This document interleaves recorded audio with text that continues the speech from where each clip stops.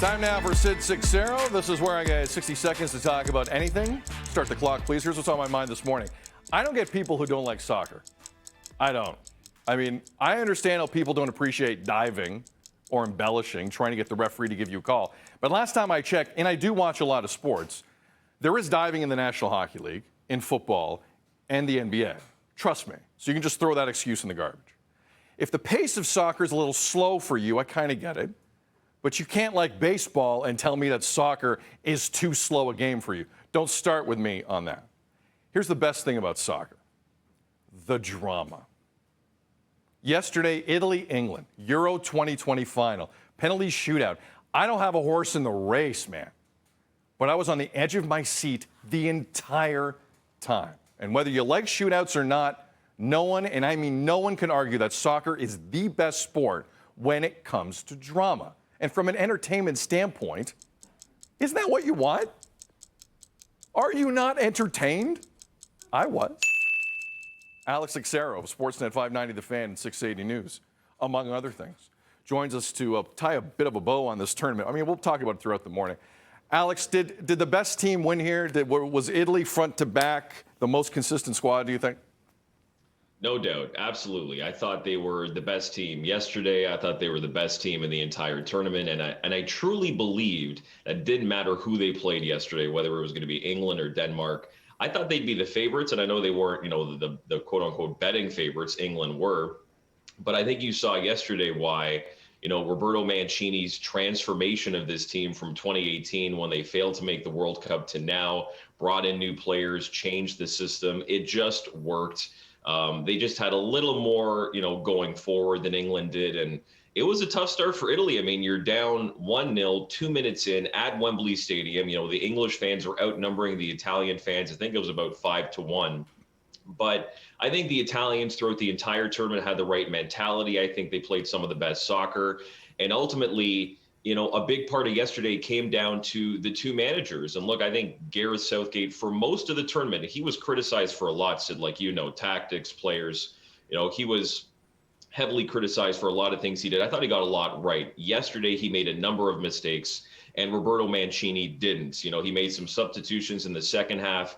And when you possess the ball over 60% of the time, like the Italians did, more often than not, when you have that much quality, you're going to win. And just a stat to throw out there, Harry Kane did not touch the ball once in the Italian 18-yard box. Yeah, that's a problem.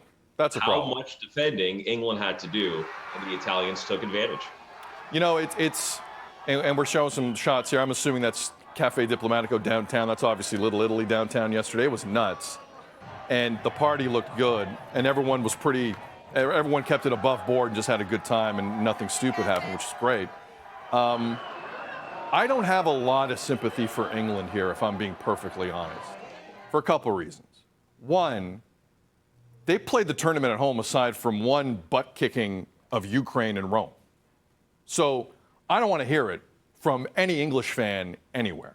Secondly, in the penalty shootout yesterday, to have a 19-year-old take your last penalty, and for people who don't watch a lot of soccer, the last penalty or the second last penalty, that's where your bread is kind of buttered, because that's what you're going to remember. And none of the experienced guys either wanted to take a late penalty or take a penalty at all. They let a 19-year-old kid, England, in soccer from Arsenal, take the penalty, and he missed. Now, these things happen. You make penalties, you miss penalties. I thought it was one of the craziest things I've seen in soccer in a long time, considering England's history with shootouts and tournaments, period.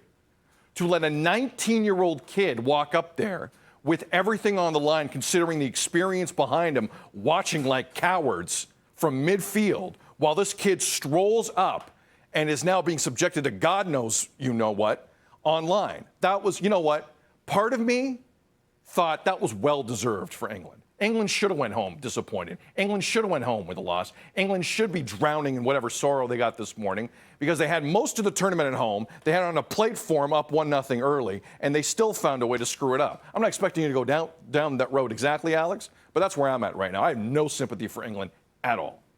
Well, they were too defensive, right? They were too defensive, and they still got the penalties, which is not a crapshoot. Don't let anyone tell you that it's just luck. Penalty, there's skill. It's kind of luck, though, isn't it? It's kind of luck. there's a lot of deception to penalties. They work on these things every day. So because I agree with you, I was really interested to hear from Gareth Southgate the process of how he goes about choosing his penalty takers. And he said it's something that they just kind of almost put a list together based on what happens in training.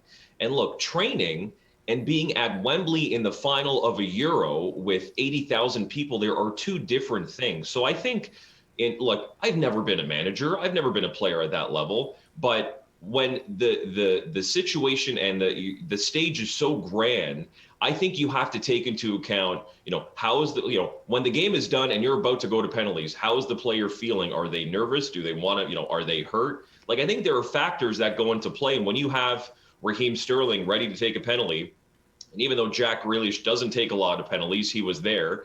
But to go to Saka, I didn't really agree with. And even Marcus Rashford and Jadon Sancho, they were brought on with 90 seconds. They just came on the field, man. They just came on the field. It was madness. It was mad. Forgive me. They're wrapping me up. We can go another hour on this.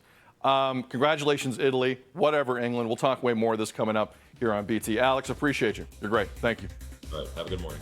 All right. What a tournament it was. Coming up, we got Frank Ferragini. We have Niagara on the Lake. We have a really nice hat. When you combine the three, you have a segment coming up here on Breakfast Television. Good morning, Toronto. It's 6:46. You're watching BT.